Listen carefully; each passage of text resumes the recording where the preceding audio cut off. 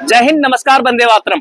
चलो, सैनिकों के सम्मान के लिए, सैनिकों के शहादत और बलिदान के लिए आज शहीद सुंदर सिंह नेगी स्मृति द्वार पर आए हैं। विजय दिवस के अवसर पर, विजय दिवस का 27वां साल, और कुछ लोगों ने सेना में शहादत दी। हमारे साथ के ट्रुप्स में कई लोग जब ऑपरेशन में जाते हैं तो ये नहीं पता होता कि कौन शहीद होगा कौन नहीं।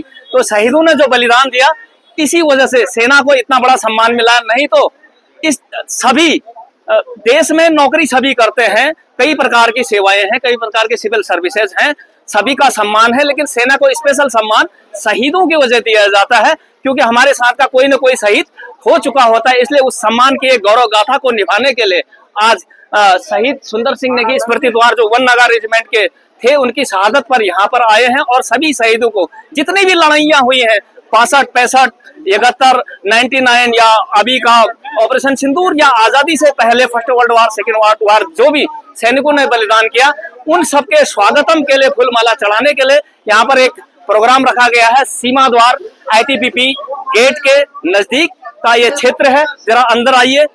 तो ये शहीद द्वार आपने देखा, और क्रमशः जब मैं आपको आगे ले जाता हूँ तो ये बैठने की व्यवस्था कर रखी स्थानीय कार्यकर्ताओं ने, समाज सेवियों ने, यहाँ के जनमानस ने, और पूर्व सैनिक जो इस क्षेत्र से आते हैं, कैंट विधानसभा क्षेत्र के, उन लोगों ने। तो इस प्रकार से आप देख रहे हैं, जरा आगे लाइए कैमरा। तो सभी प्रकार यहाँ पर सभी आर्म्स एंड सर्विसेज के अलावा असम राइफल्स के बहुत सारे सैनिक जो उत्तराखंड से हैं। ऐसा माना जाता है कि नॉर्थ ईस्ट में जो CICT ऑपरेशन के लिए 50% वहां के नॉर्थ ईस्ट के, बाकी 50% देश के अन्य हिस्सों के सैनिक होते हैं, जिसमें बहुत बड़ी संख्या उत्तराखंड के पूर्व सैनिकों की और सैनिकों की है।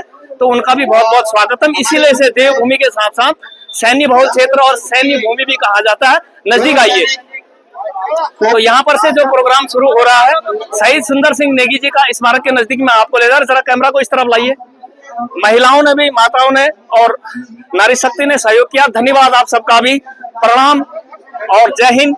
आप लोगों की प्रेरणा, जो आप लोगों ने अपने चूल्हे पर रोटी खिलाई, एक सैनिक को तैयार किया और वह सीमाओं पर इस प्रकार का प्रदर्शन कर पाया, इसलिए आपका भी बहुत बहुत धन्यवाद। आगे आइए जरा, और ये नजदीक जरा सर, थोड़ी सा एक जरा सी जगह देंगे सर।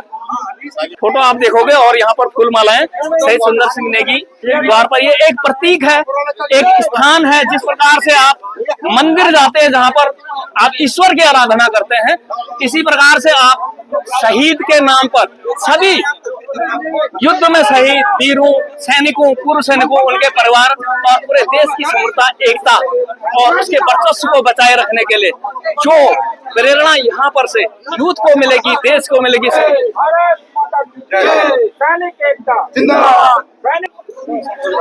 तो यहाँ पर आप शहीद को श्रद्धांजलि देख रहे हैं। सैनिक अपनी जब मांग रखता है, ये भी एक सैन्य बहुल प्रदेश है, जो मैं सारे देश की जनता को इस यूट्यूब के माध्यम से कहना चाहता हूँ, मौजूदा सरकार या प्रशासन, शासन या अन्य विभागों को, और खास करके उत्तराखंड सैनिक बहुल क्षेत्र को कहना चाहता हूं कि सैनिक हमेशा देश का होता है, देश सेवा के लिए होता है। वो न कभी प्रदर्शन में न कभी हमने कई बार दिल्ली गए, यहाँ भी प्रोटेस्ट किया, एक भी पोस्टर फाड़ने का रिकॉर्ड नहीं है, ना ही कोई हिंसा की। अब आप देखोगे देश में कई प्रकार के प्रदर्शन होते हैं, कई प्रकार की हिंसाएं होती है, उनकी बातें मान ली जाती है, लोग राष्ट्रीय झंडा तक उतार देते हैं, जबकि झंडा तब उतरता है जब देश हार गया हो, दूसरे की गुलामी स्वीकार कर ली हो। ऐसा भी इसी देश में हुआ, लेकिन सैनिक ऐसा नहीं करता है, चुपचाप अपनी याचना लेकर जाता है, कहीं तोड़ फोड़ नहीं करता है। लेकिन सुनता आज तक कोई नहीं, केवल लॉलीपॉप ही पकड़ाया जाता है। आप उन्हें बड़ा खाना खिला दो, एक झोला पकड़ा दो, एक डमरू पकड़ा दो, ये हमारा सम्मान नहीं है।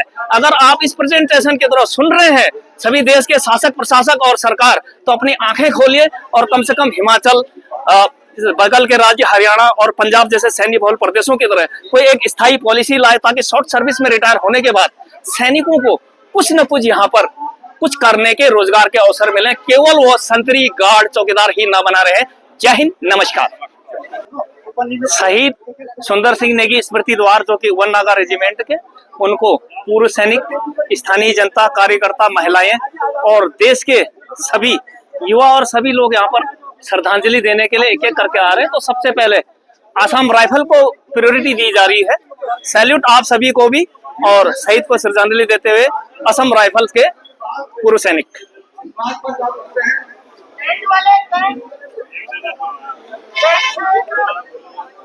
इतना मुझे मालूम हो सकता है इसमें कोई त्रुटि हो कि 50% नॉर्थ ईस्ट के लोग, बाकी शेष 50% शेष भारत के लोग उसमें असम राइफल्स में सेवा देते हैं और बहुत सारे पूर्व सैनिक असम राइफल्स के। तो सबसे पहले उनने श्रद्धांजलि दी।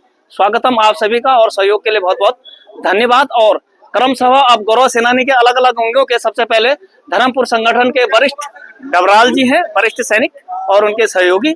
इस प्रकार से धर्मपुर क्षेत्र